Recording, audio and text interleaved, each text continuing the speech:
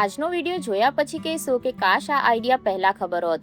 જય શ્રી કૃષ્ણ મિત્રો, ફરીથી લઈને આવી ગઈ છું તમારા માટે ખૂબ જ ઉપયોગી અને ધમાકેદાર એવા આઈડિયા। તો વિડીયોને સ્કીપ કર્યા વગર એન્ડ સુધી જોજો અને પસંદ આવે તો લાઇક એન્ડ શેર કરવાનું ભૂલતા નહીં।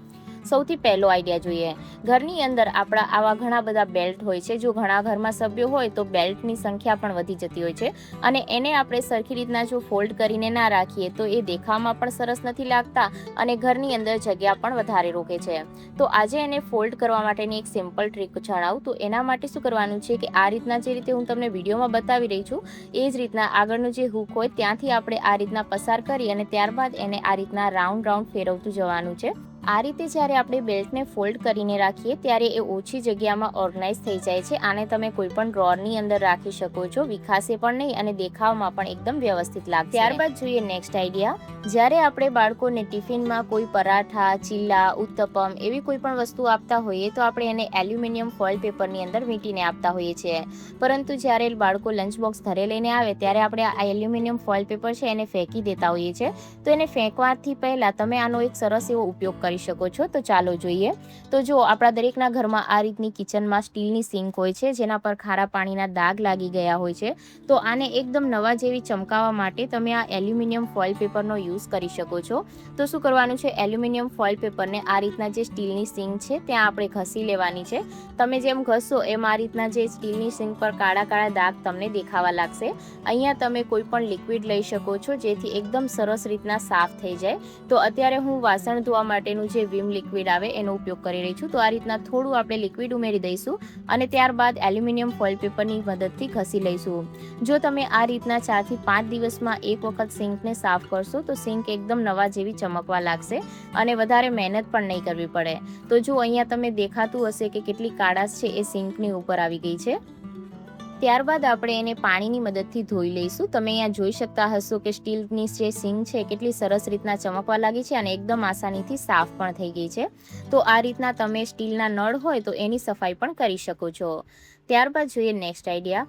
આપણે બધા જ જે દૂધ હોય એને ગરમ કરી અને એની મલાઈ છે એ કાઢતા હોઈએ છીએ ઘી બનાવવા માટે, પરંતુ શું થાય કે જ્યારે આપણે દૂધની મલાઈ છે એને કોઈ પણ વાસણની અંદર કાઢીએ ત્યારે જે મલાઈવાળું વાસણ હોય છે એની અંદરથી આપણી મલાઈ તો કાઢી લઈએ તો પણ ઘણી બધી જે મલાઈ છે એ આ વાસણની અંદર રહી જતી હોય છે, જેને આપણે જ્યારે ધોઈએ તો ડાયરેક્ટ જો ધોઈ નાખીએ તો શું થાય કે વાસણમાં એકદમ ચીકાશ પણ હોય છે જેના કારણે આપણું સ્ક્રબ હોય એ પણ ખરાબ થાય અને આની અંદર જેટલી મલાઈ લાગેલી હોય એ પણ વેસ્ટ જતી હોય છે।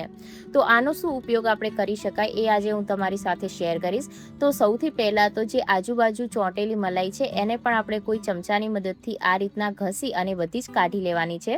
તમે આ રીતના મલાઈના વાસણનો શું ઉપયોગ કરો છો, કઈ રીતના સાફ કરો છો એ મને કોમેન્ટ કરીને જરૂરથી જણાવજો। તો જુઓ, હવે જે આ મલાઈવાળું વાસણ છે એની અંદર આપણે અડધી વાટકી જેટલો ઘઉંનો લોટ ઉમેરી દેવાનો છે અને લોટને આપણે આ રીતના જે દૂધ છે એની અંદર એકદમ સારી રીતના મિક્સ કરી લેવાનું છે। હવે જરૂરી નથી કે આ જે લોટ છે એને તમે રોટલી બનાવવા માટે ઉપયોગ કરો। આ લોટમાંથી તમે સુખડી બનાવી શકો છો। જ્યારે આપણે સુખડી બનાવીએ ત્યારે જે લોટ ઉમેરવાનો હોય તો તમે જો આ લોટ ઉમેરશો તો સુખડી એકદમ સોફ્ટ બનશે અને એકદમ મોઢામાં મૂકતા જ પીગળી જશે। અથવા તો જો તમારે સુખડી ના બનાવવી હોય તો આ લોટની અંદર તમે થોડું મોણ ઉમેરી અને લોટ બાંધી શકો છો। ના પરાઠા તમે બનાવી શકો છો અથવા રોટલી બનાવી શકો છો।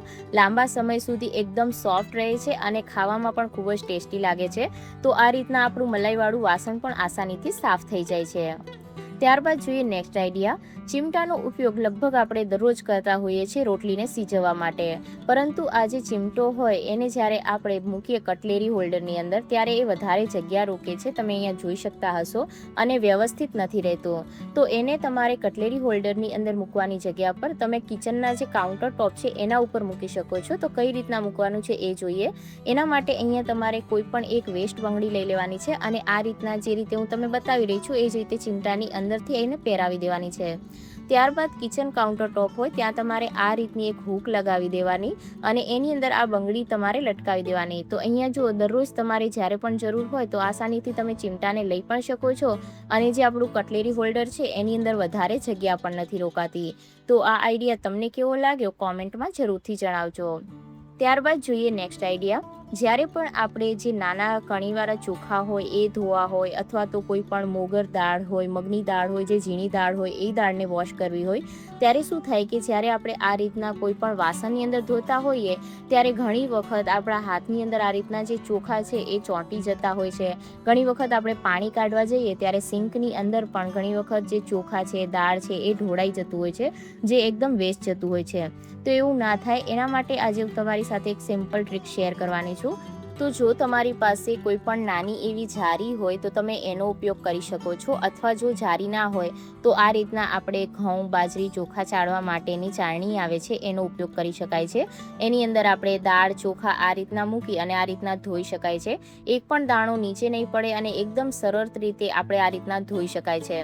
તો જો તમારી પાસે પણ આવી ચાળણી હોય તો તમે આનો ઉપયોગ કરી શકો છો ચોખા વગેરેને ધોવા માટે. ત્યારબાદ જોઈએ નેક્સ્ટ આઈડિયા. તો આપણે ગુજરાતીઓના ઘરોમાં લગભગ દરરોજ સાંજે ખીચડી બનતી જ હોય છે. પરંતુ શું થાય કે જ્યારે આપણે ખીચડી બનાવીએ ત્યારે તમે જોતા હશો કે ઉપર આ રીતના સફેદ ફીણ વળતા હોય છે. તો આપણે જો આને ડાયરેક્ટ ખાવામાં યુઝ કરીએ તો એ આપણા શરીર માટે ખૂબ જ હાનિકારક છે. તો એને સૌથી પહેલાં આ રીતના ચમચાની મદદથી કાઢી લેવાના અને ત્યારબાદ જ ખીચડીને કૂક કરવાની. જો ઘણા લોકો શું કરે કે ડાયરેક્ટ ખીચડીને કુકરમાં મૂકતા હોય છે, જેના કારણે આ જે ફીણ હોય એ ડાયરેક્ટ જમવાની અંદર જ જતા રહેતા હોય છે. તો એવું ના થાય એના માટે જ્યારે પણ તમે કુકરની અંદર ખીચડી મૂકો ત્યારે થોડીવાર માટે એ કુકરને બંધ નહીં કરવાનું. ઉપરના જે ફીણ હોય એ પહેલાં કાઢી લેવાના અને ત્યારબાદ જ કુકરને બંધ કરવાનું. આ પ્રોસેસ ફક્ત ખીચડીની અંદર જ નહીં, કોઈ પણ દાળ તમે ચડાવો તો એના પહેલાં પણ તમારે જરૂરથી કરવી, કારણ કે આ જે ફીણ છે એ આપણા શરીર માટે ખૂબ જ હાનિકારક છે. ટિપ્સ પસંદ આવી હોય તો લાઈક જરૂર કરજો.